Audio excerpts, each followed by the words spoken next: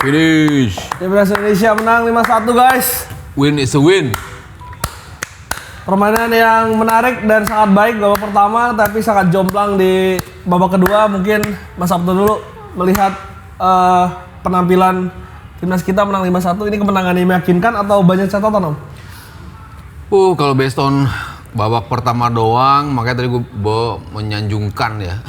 Banyak gue meluangkan sanjungan karena merasa puas sebetulnya gue kalau ngelihat game di 45 menit pertama, terutama di 30 menit lah. Kita bicara start dengan mindset yang sangat jelas. Kita butuh permainan oke untuk bisa memetik kemenangan. Kita butuh start yang bagus.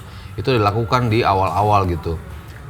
Setelah unggul cepat ya, bisa dibilang 3 gol, agak sedikit nggak tahu mengendur atau seperti apa, atau si Kambojanya justru mulai berani untuk ngelawan. Karena kan kita lihat ketika kita menguasai permainan dengan begitu mutlak, kayaknya Kamboja sendiri juga memberikan keluasan yang sangat luas terhadap kita gitu kan. Kita sama sekali nggak diganggu ketika megang bola, ketika ada transisi juga nggak coba dihadang dengan cepat, sehingga kita betul-betul terlihat dominan sekali dalam memainkan sepak bola gitu. Tapi setelah jeda justru kita mulai melihat jarak antar pemain yang semakin jauh, opsi-opsi operan yang berkurang. Tadi kan kita bicara kenapa kita bisa bermain dengan enak, karena begitu banyak opsi operan yang bisa dihadirkan ketika jarak antar pemain itu rapat. Semua berjalan dengan irama yang hampir sama dari bawah ke atas gitu.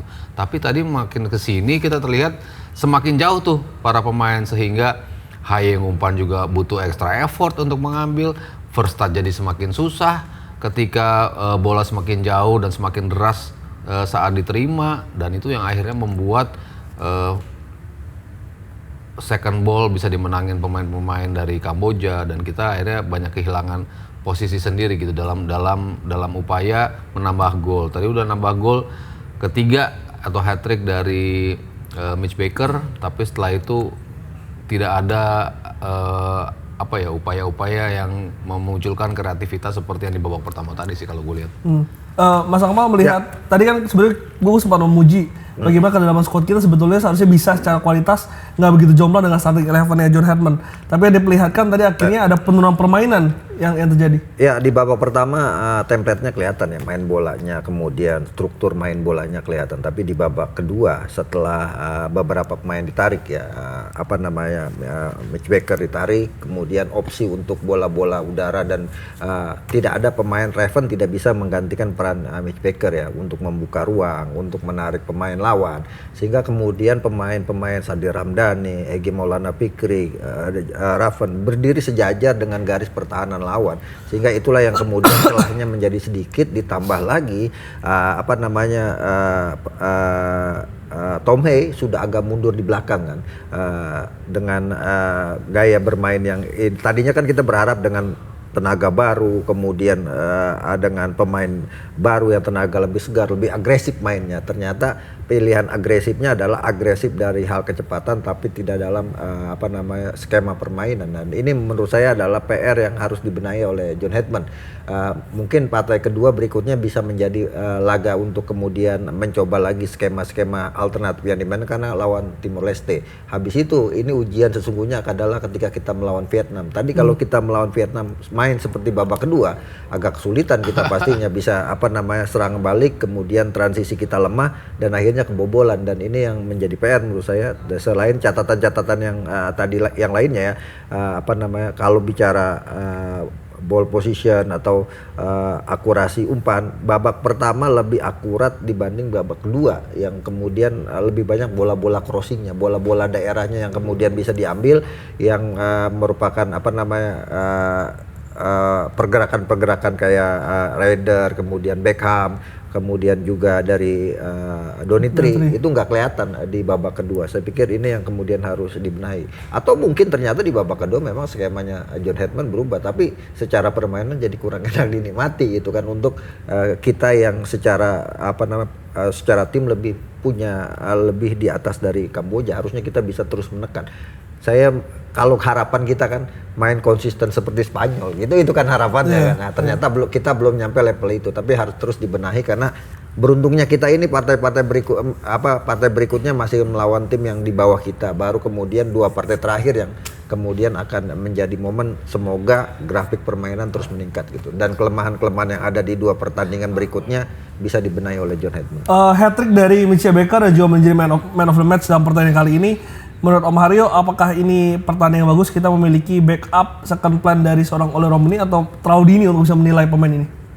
Kalau ngelihat gol-golnya dan keterlibatan dia di setiap gol dan setiap peluang yang kita dapatkan, ini nggak beda jauh sama Ole sebetulnya. Dia positioningnya selalu on point. Ketika lu tadi bermain, tadi dicontohin sama Akmal, Raven itu nggak berada dalam posisi yang bebas banget gitu. Pencarian posisinya tuh nggak sebagus ketika tadi kita lihat Mitch Baker. Dia bisa berada dalam situasi di mana dia unggul paling tidak hanya 1 orang yang bisa nutupin dia. Tapi ketika tadi Raven mencoba untuk menyundul, ada 2-3 orang yang berada di sekitar dia gitu kan. Artinya kan lu mencari posisinya nggak selihai apa yang ditunjukkan oleh Mitch Baker tadi. Itu yang dari poin positif pencarian dari ruangnya. Eksekusinya juga setiap bola berbahaya semua. Hasil dari sundulannya selalu tepat gitu. Walaupun mungkin ada satu yang melenceng gitu ya, tapi at least kontak lo tuh tepat gitu. Artinya lompatan lu, timing dalam bisa membaca kapan itu bola akan hadir di kepala, siapa yang kira-kira bakal umpan, kayaknya dia udah tahu gitu kan. Padahal baru pertama kali main di game yang kompetitif. Artinya dia sudah bisa membaca situasi, dia bisa membaca rekan-rekannya akan melakukan apa, terlepas apa itu menjadi instruksi dari John Herdman atau enggak, tapi dalam pencarian posisi dan juga dalam eksekusi dia udah unggul selayaknya. Tadi gue bilang mirip-mirip dengan si Ole Romani. Dan juga ketika harus melebar, ketika ada aksi transisi, peran yang biasa dimainkan oleh Ole Romani pun tadi diperankan juga sama Baker. Dia bisa melebar ke kanan. Bedanya kalau Ole ke kanan, Ragnar tuh yang masuk dari posisi kiri masuk ke tengah, sehingga ada opsi untuk bola itu akhirnya dihadirkan kembali ke depan kotak penalti untuk bisa diselesaikan oleh pemain yang lain. Tugas dari dia untuk menarik back lawan terlaksana dengan sempurna. Jadi ada beberapa karakteristik mirip yang dimiliki oleh Ole Romani itu ada pada versinya tadi Mitch Baker di pertandingan kali ini. Bedanya mungkin Ole Romani melakukannya dengan level Asia. Level kita bermain lawan Arab Saudi, kita bermain lawan Australia, kita bermain lawan tim-tim yang berada di level tertinggi Asia gitu. Ini belum ditunjukkan oleh Mitch Baker. Tapi untuk melakukannya di level ini dengan kadar kepercayaan diri seperti ini tetap gue appreciate banget dan gue seneng banget melihat ada pemain yang nomor 9 yang emang kita nantikan. Kita kan selalu berkutat pada kalau nggak ada Ole siapa sih yang bakal main? Ada yang ribut pengen Sananta, ada yang ribut pengen Hoki Caraka, ada yang bilang dua-duanya nggak layak untuk menjadi penggantinya Ole. Tapi kali ini muncul sosok yang tiba-tiba ada di turnamen ini dan ternyata langsung delivered. Kepercayaan yang diberikan oleh Herdman bisa dia bayar dengan tuntas. 3 gol loh dalam debutnya di timnas senior dan di ajang yang tidak mudah untuk melakukan debut dan juga start dari sebuah turnamen. Walaupun tadi Mas Amal kalau lihat kan gol-gol dari Mitchell Baker ini lebih banyak di feeding ya oleh Tom Hai dan juga dari lini tengah. Dan tadi kelihatan ketika dia mencoba untuk membuka ruang, mencari bola seperti yang Ole biasa lakukan, mungkin secara permainan lebih efektif Ole Romani dibandingkan dengan Mitchell Baker. Ya, kalau saya Ole Romani itu mengingatkan saya pada Kurniawan di Wilianto. Sementara Mitch Baker itu dengan Bambang Pamungkas yang punya kemampuan bola-bola heading ya. Ole Romani kan dengan kecepatan bola-bola daerahnya yang kita lihat seperti Kurniawan dulu lah, walaupun tidak bisa dibandingkan. Kalau misalnya Juventus dulu itu antara Ravanelli dengan Inzaghi lah. Itu kan perbedaannya bola-bola atas dengan. Tapi saya lihat justru saya mengatakan Mitch Baker di atas Ole Romani setidaknya untuk skor di debut. Ole Romani 1 gol, ya kan? Mitch Baker tapi lawan Australia. Iya, tapi kan saya tidak melihat masalah jumlah lawannya ya. Bagaimana proses gol itu yang kemudian saya lihat bagaimana dia bisa menempatkan diri cukup bagus ya. Gol 2 sundulannya itu kan gol-gol sundulan walaupun misalnya lawan yang dihadapi tidak seperti Australia, tapi sundulannya begitu akurat dan dia bisa menempatkan posisi dia yang kemudian bisa menjadikan sebuah peluang itu menjadi gol. Beda dalam tanda kutip tadi dengan Jan Treven kan, ada peluang beberapa kali tapi dia gagal untuk memaksimalkan. Saya pikir ini adalah pilihan baru dari tim nasional kita di posisi lini depan. Jadi opsi-opsi yang kemudian dikhawatirkan sekarang sudah ada. Kemarin orang berharap mau Ruzilstra tapi tidak begitu maksimal. Nah sekarang Mitch Baker kita berharap dia bisa konsisten gitu. Setidaknya sekarang 3 gol, besok lawan Timor Leste dia juga bisa melakukan hal yang sama sehingga kemudian bisa menjadi, ya saya sih berharap ada kembali pemain Indonesia yang jadi top scorer di Piala AFF setelah eranya Ilham Jakusuma.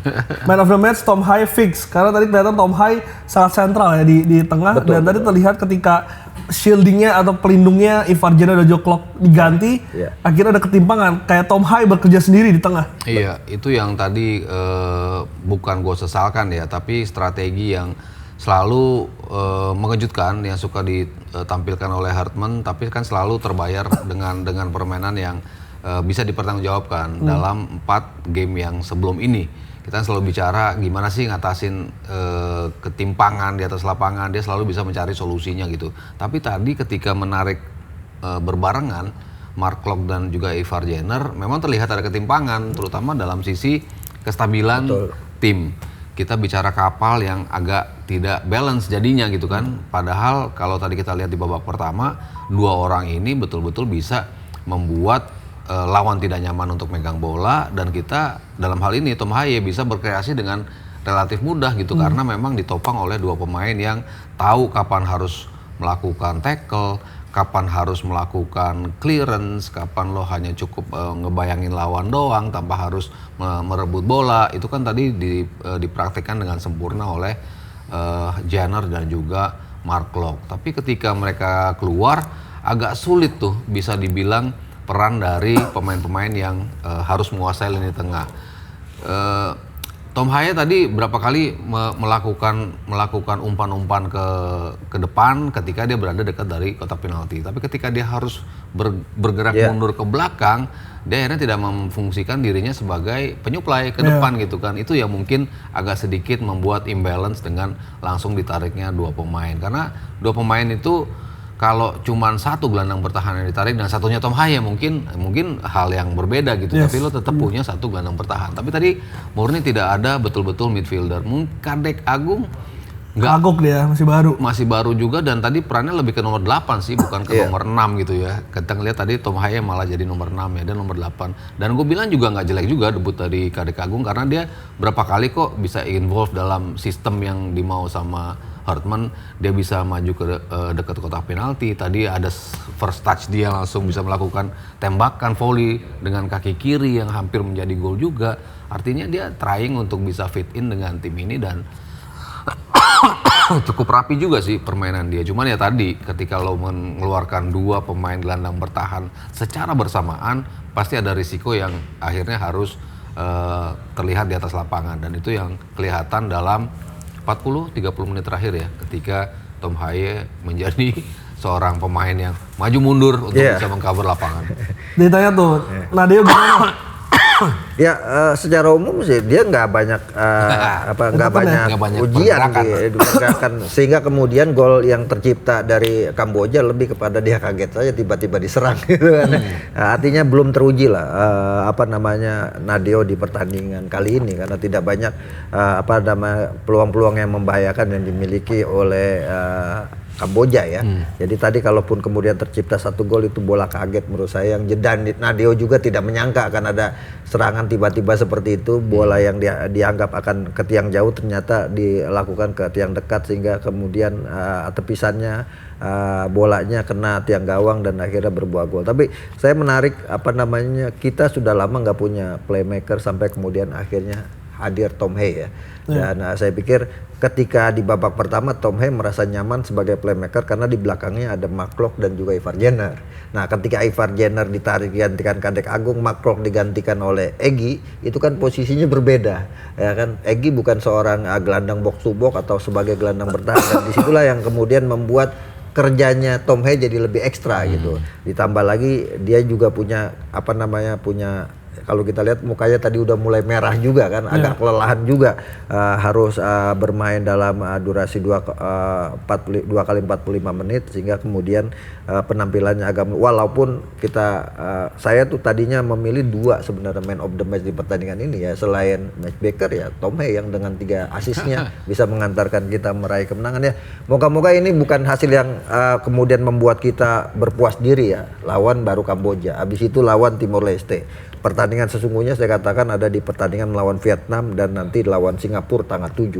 Artinya masih banyak yang harus dievaluasi. Kita tidak boleh puji tim ini terlalu berlebih, tapi harus kita evaluasi agar kemudian ke depan pertandingan demi pertandingan penampilannya makin meningkat gitu ya. Ya moga-moga ini yang kemudian bisa menjadi awal untuk kita nanti berhadapan dengan tim-tim tangguh seperti Vietnam, atau nanti di semifinal kita ketemu Thailand atau ketemu Malaysia, kita bisa tampil dengan standar Indonesia yang meyakinkan. Oke, Om Sabto penutup melawan Timor Leste berarti akan ada eksperimen lagi, akan uji coba lagi karena mungkin secara level permainan tadi dengan catatan khususnya babak kedua, apa yang harus dilakukan oleh Herdman di pertandingan besok? Kalau gue lihat sih justru itu menjadi panggung di mana dia mematangkan lagi ya siapa-siapa aja akan bertanding di pertandingan ketiga.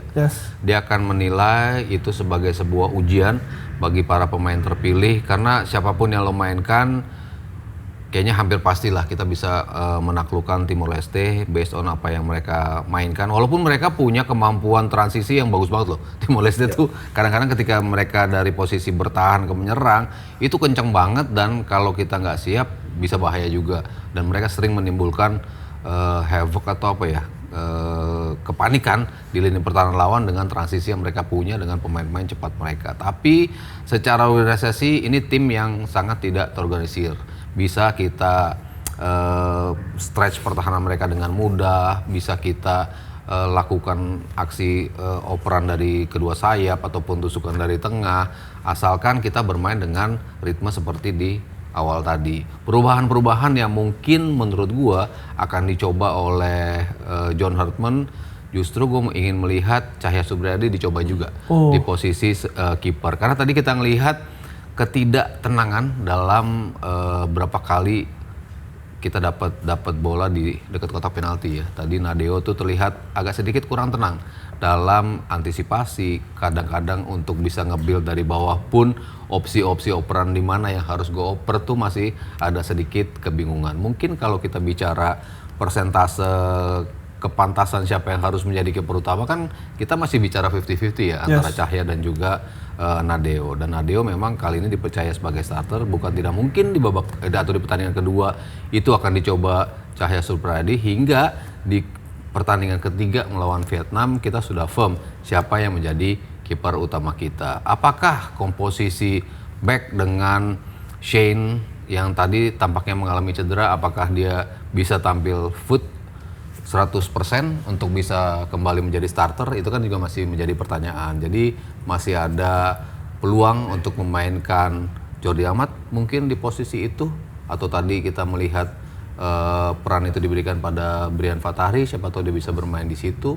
Lalu di posisi wings, apakah Beckham Putra sudah layak untuk kembali menjadi starter? Lalu di posisi kirinya apakah cukup Donitri yang ada di posisi itu apa bukan? Itu kan masih beberapa posisi yang bisa diperdebatkan untuk dimainkan sebagai starter. Ada beberapa opsi. Ragnar jelas layak untuk menjadi starter, dicoba juga di pertandingan kali ini karena kita melihat berapa kali Mitchell di posisi kosong, tidak ada teman yang masuk di posisi tengah. Itu yang biasa ditawarkan oleh Ragnar Ratmangun. Jadi menurut gua kalau ada beberapa pemain yang layak untuk dimainkan, pilihan-pilihannya Rehan Hanan bisa masuk sebagai starter juga dicoba.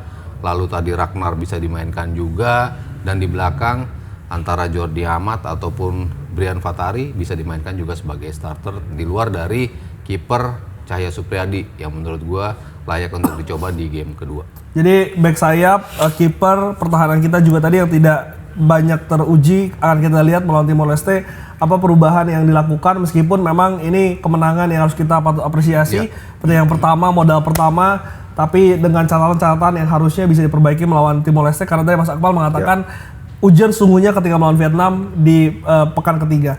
Terima kasih Mas Akmal, Om Sabto, dan juga teman-teman Liputan Sport. Terima kasih banyak sudah menonton kita dari awal pertandingan. Kita akan ketemu lagi hari Jumat, akan ada live reaction antara Indonesia melawan Timor Leste di pertandingan kedua Piala AFF.